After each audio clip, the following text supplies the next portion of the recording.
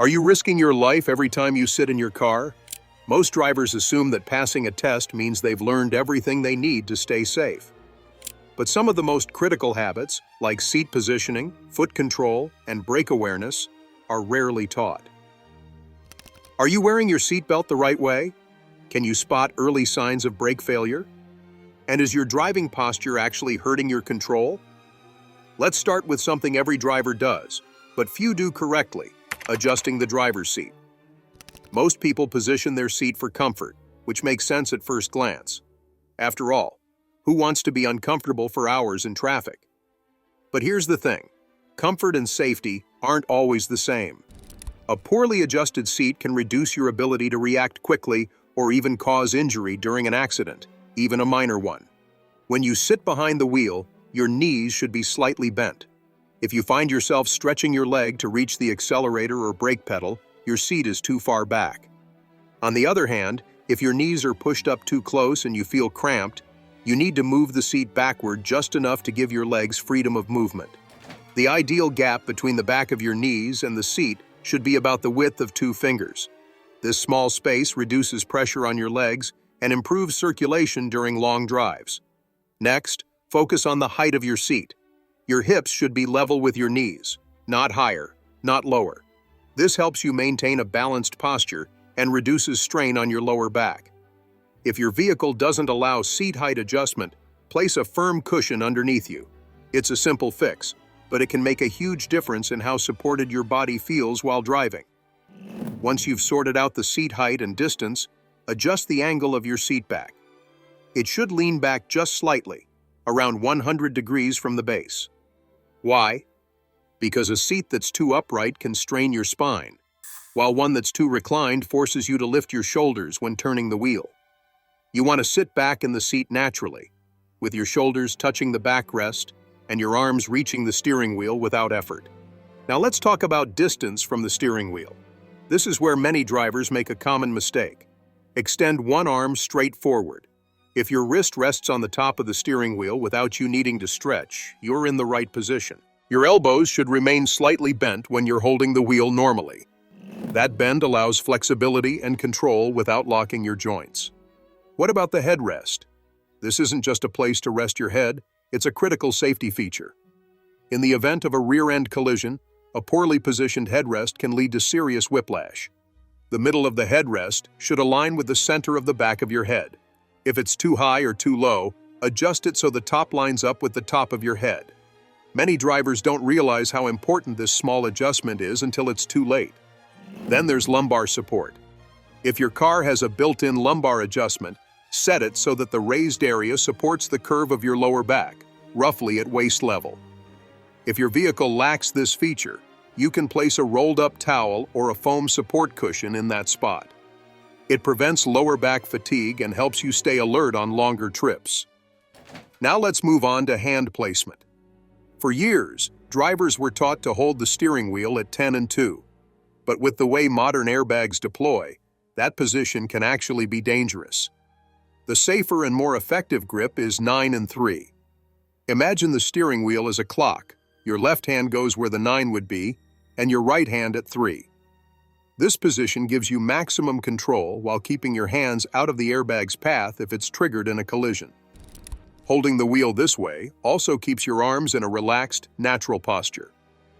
Driving with one hand on top of the wheel, or resting a hand casually, might seem comfortable, but over time, it puts uneven stress on your spine and shoulders. Especially if you drive for long periods, this bad habit can turn into real pain later. And here's something most people don't think about. Your steering posture affects your overall driving performance. When you're sitting correctly, with both hands on the wheel and your elbows slightly bent, your movements become more fluid and controlled. You're not just reacting faster, you're steering more precisely. That's the foundation. Before you can drive safely, you need to be positioned for safety. But your setup isn't the only thing that matters. Even with the perfect seating posture, if your car's safety systems aren't functioning properly, you're still at risk. Which brings us to the next thing they never really explain in driving school: your brake system. Not the general advice like, if it squeaks, check it. We're talking about what those sounds and signs actually mean, how to spot early trouble, and how to physically inspect your brake components before they fail. Let's begin with what you hear. If you notice a high-pitched screech when you press the brake pedal, that's not just an annoying sound. It's a built-in alert from your brake pads. Most pads today come with wear indicators that are designed to squeal when the material has worn thin. Ignore that sound, and you're grinding metal against metal the next time you stop. That leads to costly repairs and much worse stopping power. Another sign? A pulsing or vibrating brake pedal. Now, if you're braking hard and your car is equipped with an anti-lock braking system, sometimes called ABS, that vibration is completely normal. It's the system working to prevent your wheels from locking up. But if you feel pulsing under normal braking conditions, especially at lower speeds, it could indicate warped brake rotors. That reduces brake efficiency and puts uneven stress on your wheels. Now take note of how the car behaves when you apply the brakes. If the vehicle pulls to one side, either left or right, that could point to uneven brake pressure, often caused by a stuck caliper or uneven pad wear. This isn't just annoying, it's a real hazard. You want your car to brake straight every time. There's also the possibility of fluid leaks. Brake fluid is vital to your entire braking system.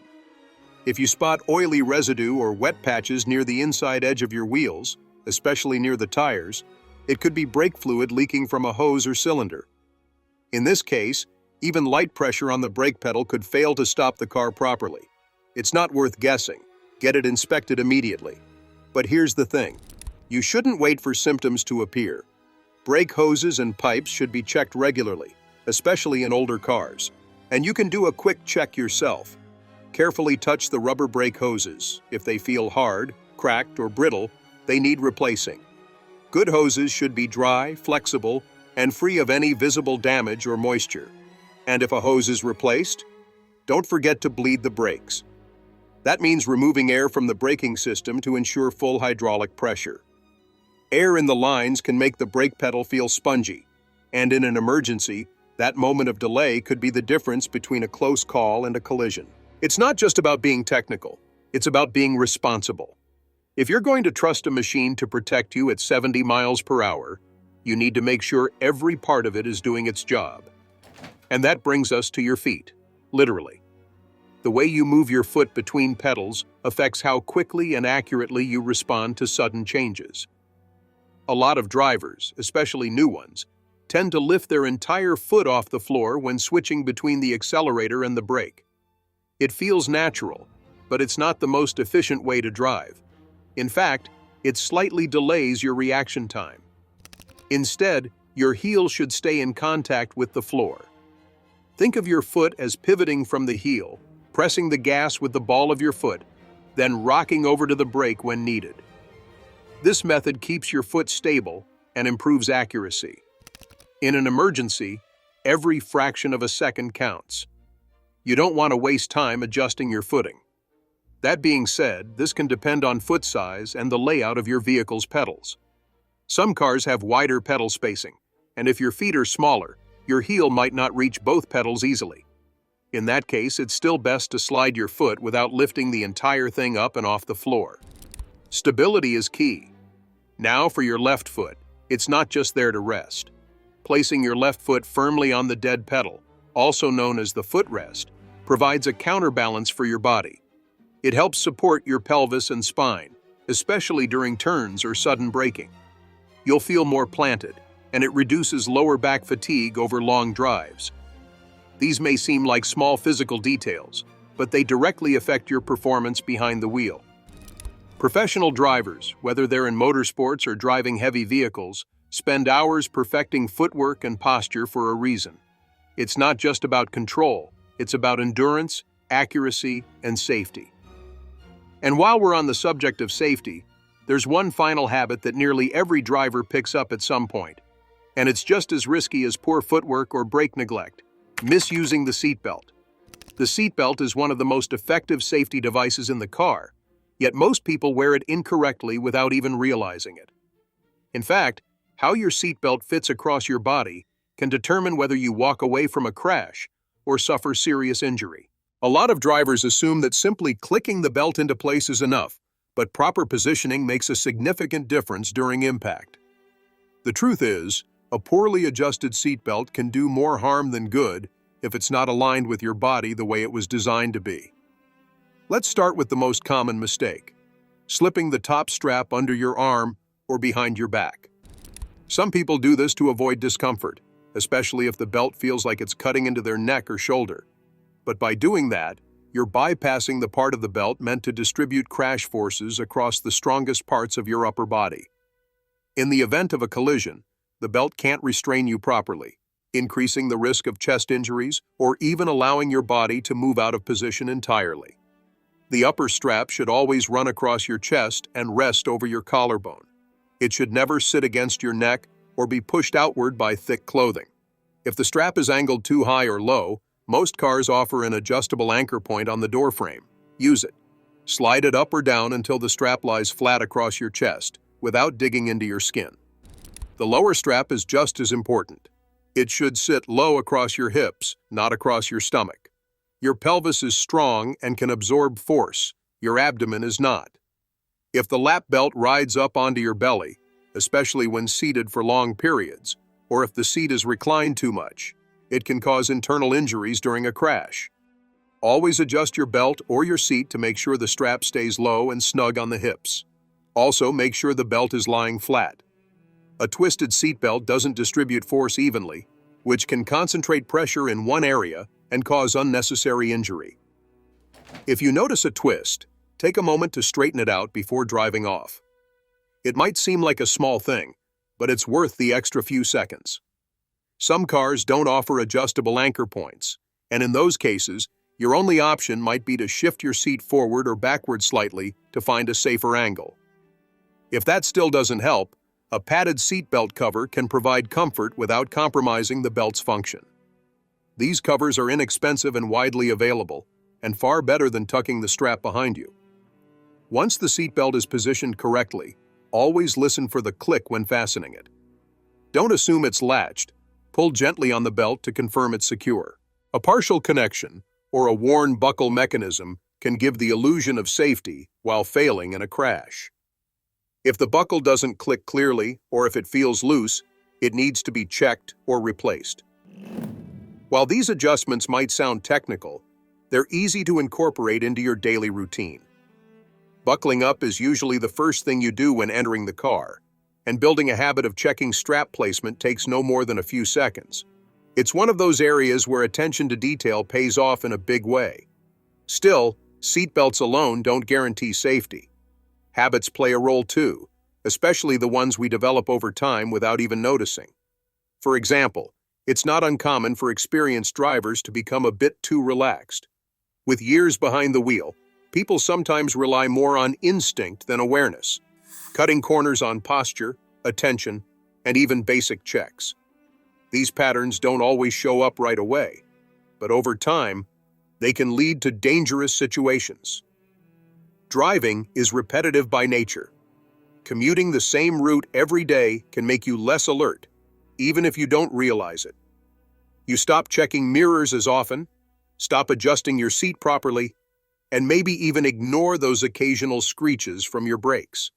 These aren't just habits, they're blind spots, which is why maintaining a checklist in your mind is helpful.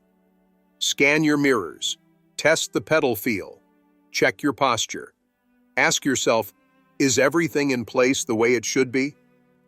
These small self-checks take less than a minute, but they realign your attention and reset your focus before every trip.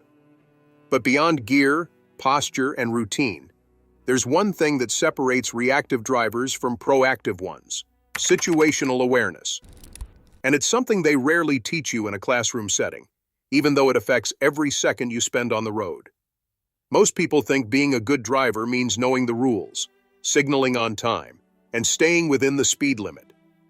Those things matter, of course, but safe driving is also about reading the environment, understanding what other drivers might do, and staying mentally engaged, even when nothing seems to be happening. Situational awareness begins with observation. It's not just about watching your lane or the car in front of you. It's about scanning your surroundings constantly. Check your mirrors frequently. Look beyond the immediate vehicle ahead to anticipate slowdowns or sudden stops. Take note of pedestrians at the edge of the pavement, cyclists entering blind spots, or vehicles approaching intersections too quickly. These observations help you predict behavior rather than just respond to it. Another key aspect is understanding body language. Yes, even in vehicles. You can often tell if a driver is distracted, aggressive, or uncertain just by how they steer, accelerate, or change lanes. Is their car drifting within the lane? Are they braking late or making sudden moves? Paying attention to these patterns allows you to create space and adjust your driving accordingly. It's not paranoia, it's prevention. Awareness also applies to familiarity. One of the most overlooked risks is driving on roads you know well. When you've taken the same route to work every day for 5 years, your brain shifts into autopilot. That's when drivers start missing new signs, overlooking changes in road layout, or reacting slowly to unexpected events. Familiarity can dull your edge, making it even more important to stay alert and avoid relying solely on muscle memory. Then there's decision-making in real time. Let's say a car cuts you off unexpectedly. A reactive driver might slam the brakes or honk out of frustration. A proactive driver, already aware of the car's erratic movement moments earlier, may have already backed off or adjusted lanes. Situational awareness gives you those extra seconds, and those seconds matter. But awareness only works when paired with discipline. One of the biggest threats to safety today isn't poor driving, it's divided attention. With modern vehicles packed full of screens, apps, and alerts, multitasking has become almost second nature. Drivers check messages at red lights, scroll through playlists while cruising, or even glance at fitness trackers during long drives. The problem is, the human brain isn't designed to multitask effectively, especially behind the wheel. Studies consistently show that even hands-free calls can reduce concentration. The brain switches focus between tasks instead of handling them simultaneously, which means you're more likely to miss important visual or auditory cues. It only takes a second. At 50 miles per hour, your car travels more than 70 feet in 1 second. Glancing at a screen for 2 seconds? That's over 140 feet with your eyes off the road. And it's not just texting. Adjusting the air conditioning, looking at a GPS map, reaching into a bag on the passenger seat, each of these moments pulls your focus away. That's why preparation is so important. Set your destination before the car moves. Adjust your seat, mirrors, and air controls ahead of time. Choose your playlist, silence notifications, and secure any loose items. These simple steps reduce the need for mid-drive distractions and let you focus entirely on the road. Even short trips deserve full attention. People often assume that danger increases with distance, but many accidents happen within a few miles of home. Why? Because that's where you let your guard down. The route is familiar, the turns predictable, and the traffic patterns expected. That's exactly when you should be at your sharpest. Once you reach your destination, your responsibility isn't quite over. Parking may feel like the end of the journey, but careless moments happen here too. Always check your mirrors and surroundings before opening the door. Pedestrians, cyclists, or even fast-moving scooters can pass close by without warning. If you're parked on an incline, double-check that the handbrake is fully engaged and your wheels are turned appropriately. And don't rush. Take a moment to ensure the engine is off, the lights are out, and all belongings are secured before stepping away. Finally, take a mental pause before leaving the car. If you've had a long drive, especially through traffic or challenging conditions, notice how your body feels. Are your shoulders tense? Is your neck stiff? These are signs of strain that, over time, could affect your posture and alertness behind the wheel. Acknowledging this at the end of each trip helps you adjust better the next time you drive. With that, we have reached the end of today's video. If you have come this far with us, be sure to check out other videos on the channel.